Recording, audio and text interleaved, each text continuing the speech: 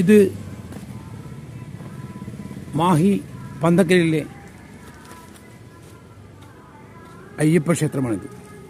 ബാലുശ്ശേരി കോട്ടയിൽ നിന്ന് നാട് കാണാനിറങ്ങിയ അയ്യപ്പനും വേട്ടക്കൊരു മകനും വൈക്കലശ്ശേരി അഴിയൂർ ദേശം താണ്ടി പെരിങ്ങത്തൂർ പുഴ കടന്ന് മേനപ്പുറം വഴി പന്തക്കലിൽ എത്തിയെന്നാണ് വേട്ടക്കൊരു മകൻ്റെ തോറ്റത്തിൽ പറയുന്നത്.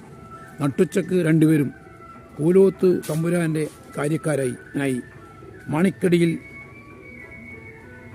തെങ്ങിക്കള്ളിയെത്തി വരുമ്പോൾ കൊതി തോന്നിയ വേട്ടക്കൊരു മകൻ കള്ള് ബലം പ്രയോഗിച്ച് പിടിച്ചു വാങ്ങി കുടിച്ചെന്നാണ് പറയുന്നത്. അയ്യപ്പൻ അതിനെ തടഞ്ഞു.